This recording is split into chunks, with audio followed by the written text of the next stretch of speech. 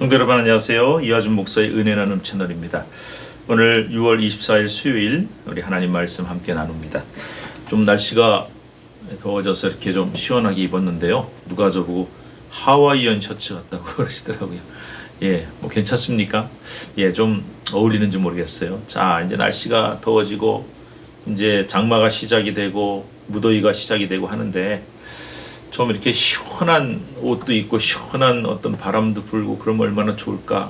정말 에어컨보다 훨씬 시원한 어떤 그런 바람이 불어오면 얼마나 좋을까. 우리 답답하고 좀 이렇게 마음이 이렇게 더워져 있잖아요. 그럴 때 우리가 이 코로나 상황에 이 더위에 정말 우리의 마음을 시원하게 해주는 좋은 소식들 기대하면서 오늘도 회복의 하나님을 바라보며 샬롬의 하나님을 의지하여 말씀을 함께 나아갑니다. 자, 6월 24일 수요일 446장 1절과 4절 찬송을 드리겠습니다. 446장입니다. 1절 4절 주 음성 외에는 참 기쁨 없도다. 날 사랑하신 주 늘 계시옵소서. 기쁘고 기쁘도다. 항상 기쁘도다. 나 주께 왔사오니 복 주옵소서. 4절 그 귀한 언약을 이루어 주시고 주 명령 따를 때 늘 계시옵소서. 기쁘고 기쁘도다. 항상 기쁘도다. 나 주께 왔사오니 복 주옵소서.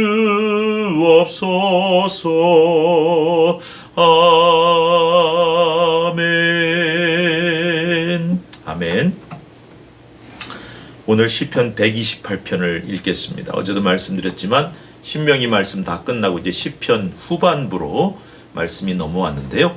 어제 우리가 읽었던 또 묵상했던 시편 127편 말씀 가정시, 거기와 더불어 오늘 읽게 될 128편 가정시, 시편의 150편 중에 가정시라는 별명이 붙은 대표적인 127편, 128편. 자, 오늘 128편 1절부터 6절까지 말씀 읽겠습니다. 시편은 표제를 읽어야 됩니다. 표제와 1절 제가 읽고 여러분 2절 읽고 교도하겠습니다. 성전에 올라가는 노래, 여호와를 경외하며 그의 길을 걷는 자마다 복이 있도다. 내 집 안방에 있는 내 아내는 결실한 포도나무 같으며 내 식탁에 둘러앉은 자식들은 어린 감람나무 같으리로다. 여호와께서 시온에서 내게 복을 주실지어다. 너는 평생에 예루살렘의 번영을 보며 이스라엘에게 평강이 있을지로다. 아멘. 이스라엘에게 평강이 있을지로다. 샬롬. 샬롬이란 말이죠. 요즘 우리 인사말이죠.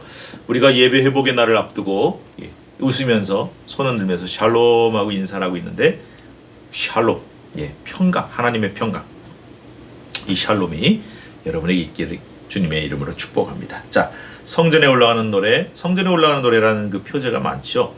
이 성전에 올라갈 때 여러분 예루살렘이 저 언덕 위에 이렇게 산에 있거든요.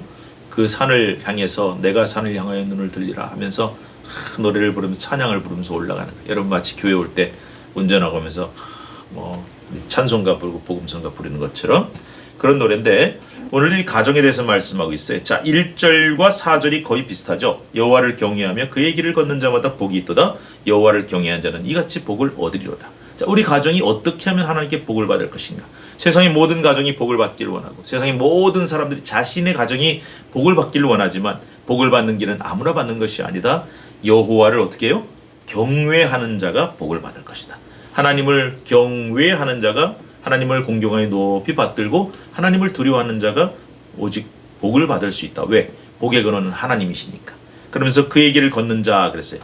그의 길을 걷는다. 하나님이 원하시는 길을 걸어간다. 순종의 길을 걸어간다. 그래서 여러분 마음으로는 하나님을 경외하는데 마음으로만 끝나는 것이 아니라 하나님이 원하시는 그 길을, 삶의 길을 걸어가는 현실적인 삶 속에서 하나님의 뜻에 순종하는 그런 사람이 복을 받을 수 있다. 전 마음으로 하나님을 믿는데요. 그래놓고는 삶의 모습이 실제 살아가는 현실의 삶이 엉망진창 전혀 하나님과 관계없다. 그러면 안 된다는 거예요. 그래서 우리가 하나님을 경외하고 하나님의 길을 걷는 자가 복이 있다라고 말씀을 하는 것입니다. 그런데 이것을 1절과 4절 첫 시작과 딱 중간에 두 번 배치한 이유는 물론 반복도 있지만 그만큼 중요한 말씀이에요. 다시 한번 재확인하는 것이죠. 하나님을 경외해야만 복 받는다. 하나님을 경외하는 자만이 복을 받는다. 자, 어떤 복을 받을까요? 자, 먼저 2절에 보시면은 내가 내 손이 수고한 대로 먹을 것이라 그랬어요. 너는 여기서 말하는 너는 가장이겠죠. 그래서 가장인 남편, 아버지가 어떤 복을 받습니까? 첫째로 내 손이 수고한 대로 먹을 것이다. 내가 복되고 형통하리라. 목사님, 아니 수고한 만큼 먹는데 그게 복입니까? 수고 이만큼 했으면 이만큼 주셔야 복이지.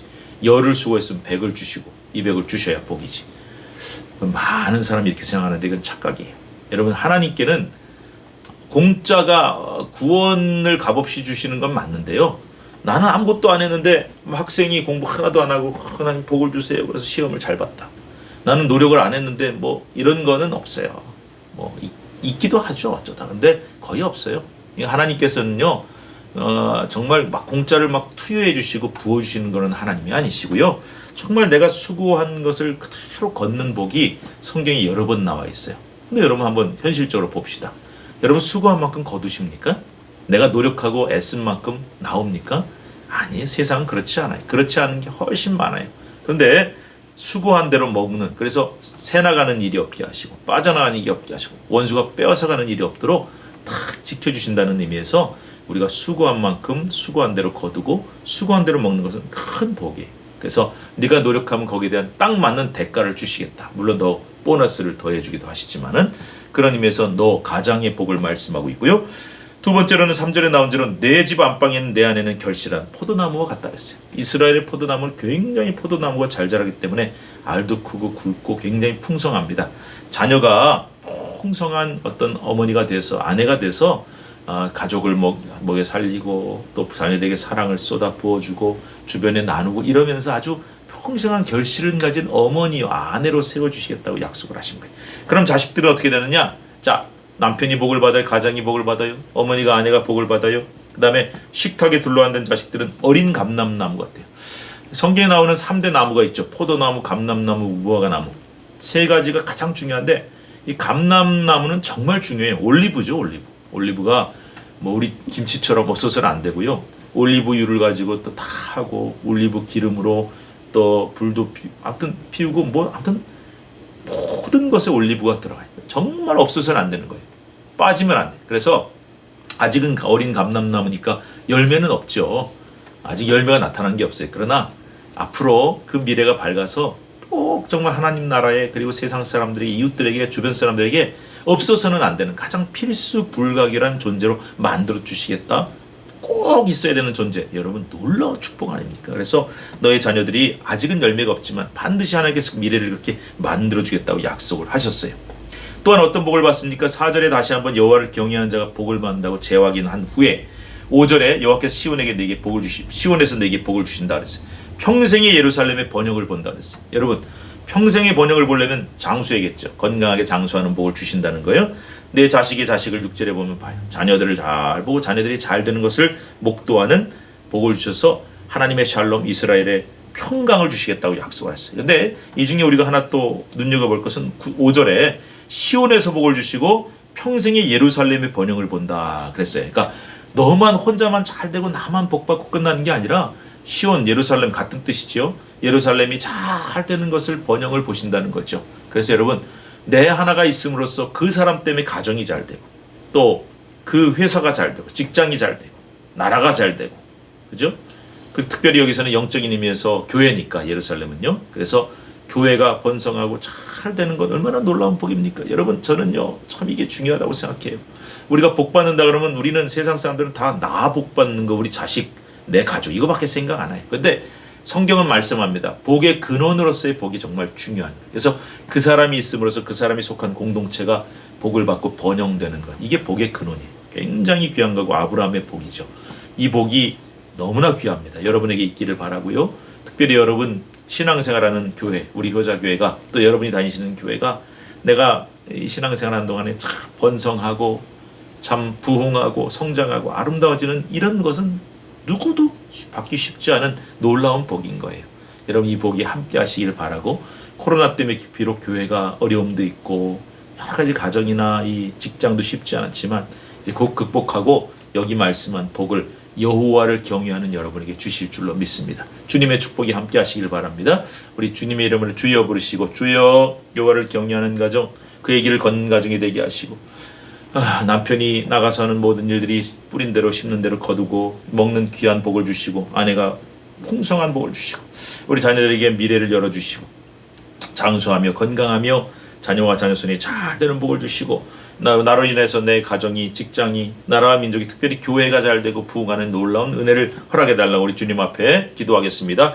주여, 오늘 이 말씀 우리 마음속에 새깁니다. 우리 가정을 복되게 하옵소서. 여호와를 경외하는 그의 길을 걷는 가정이 되게 하시고 하나님 주시는 복을 누리게 하여 주시옵소서. 주님, 남편은 나가서 일할 때 사업이나 직장이 잘 되고 씻는 대로 거두고 먹는 복을 주시고, 아내는 아버지는 결실한 포도나무 같아서 아버지 남편에게 또 자식들에게 잘 베풀고 그것을 또 다른 사람이 나눌 수 있는 풍성한 아내가 되게 하시고, 자녀들은 아버지는 근비리가 활짝 창창하게 열려서 아름답고 꼭 필요한 존재 없어서는 안 된 존재로 쓰임받게 하여 주시옵소서. 장수하며 건강의 복도 주시옵고 자녀가 잘 되게 하시고, 하나님 아버지 그 사람으로 말미암아 오늘 말씀하신 복의 근원이 되는 놀라운 복을 허락하셔서 하나님께 영광 돌릴 수 있도록 주님 도와 주시옵소서. 우리 가정을 축복하여 주시옵소서. 예수님의 이름으로 기도하옵나이다. 아멘. 여호와의 평강, 주님의 평강을 빕니다. 샬롬.